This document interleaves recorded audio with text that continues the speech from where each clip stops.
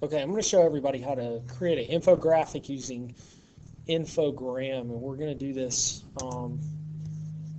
as quick as possible because infographics are supposed to be a quick way to present information.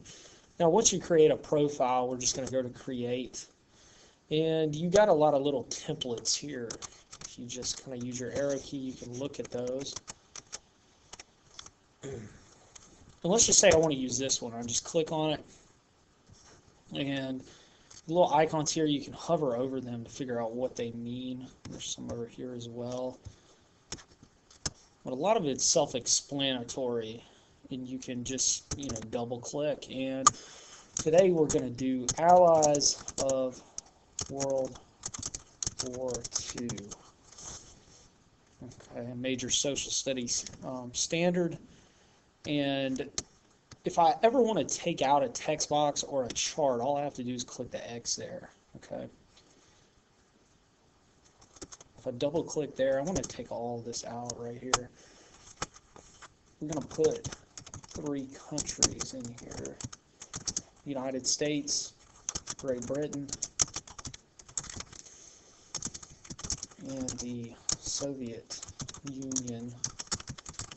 I'm also going to put off to the side that a lot of people refer to them and their leaders at the time as the Big Three.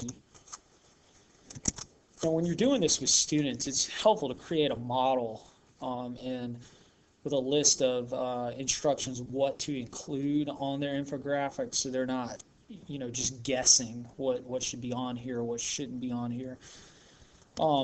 I don't want this chart, but you'll see how I'll get rid of it in a second. Okay, I want to add a picture.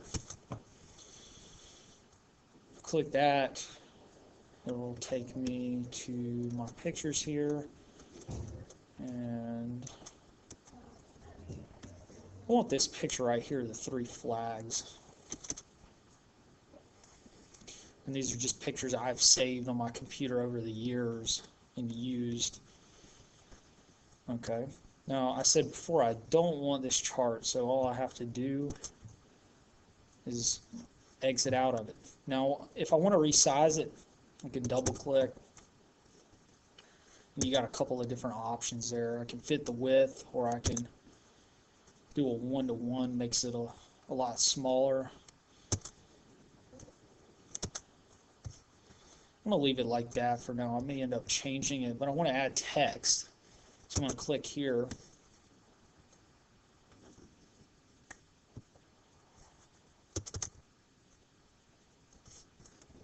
Okay, and I've added a text box right here.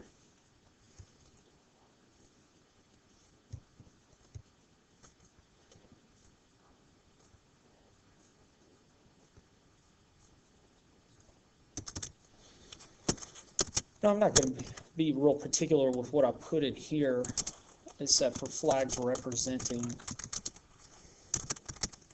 allies during, I'm going to abbreviate here, World War II. Okay. Now I want to add a picture of the leaders too. So I'm going to go back to pictures. And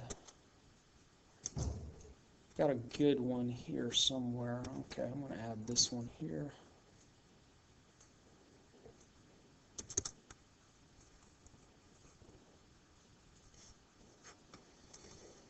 Okay, and you see Churchill, Franklin Roosevelt, and Joseph Stalin. I'm going to double click there, make the picture fit a little bit differently.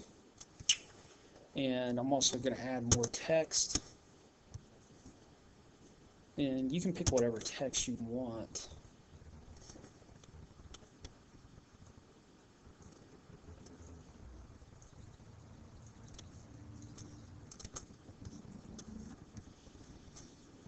I'm going to click there. Sometimes you got to keep resizing it.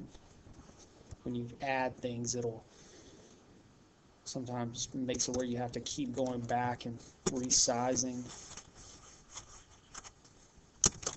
I just might add something like this from left to right. You have Churchill. I'm going to put in parentheses, represents Great Britain, Roosevelt represents the United States.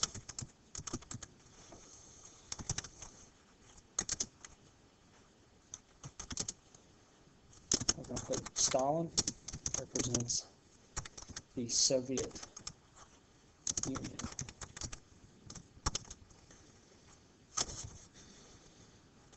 Now we want to put, anytime we're adding a picture or graphic, we want to put the words down, like the words to describe this picture. We want the words to describe this picture to actually be below the picture. If they are above the picture, like let's just grab this text right here.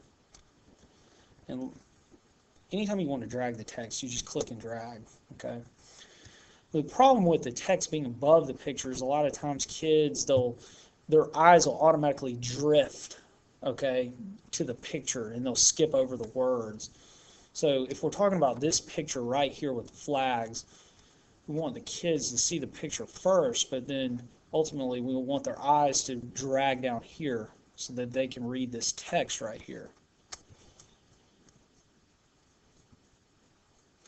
Now, this is a really quick way to present information, and we're pretty much done. So there's different ways that you can publish these infographics. Some of them you have to download and go to Pro, where you have to pay extra for it. We're not going to do that. We're just going to go to Share. Okay, we're going to go to Publish. Okay. We're going to go to View on the Web. Okay, and all we're going to do here, and if you have kids turn in these projects, what they can do is just click on the URL, copy it, and they could just post it on a Word document. Okay, so it's there, and the good thing about these is that it saves automatically. Anything you do just saves right then and there. So you don't have to click File and Save. Okay, that's what we just did right there. So I'm just going to exit out of here because it's already in there.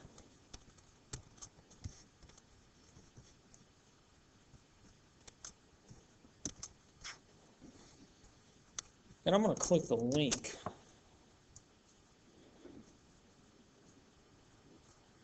Okay, and this is what we can check when we're checking this, if we have kids do things like this.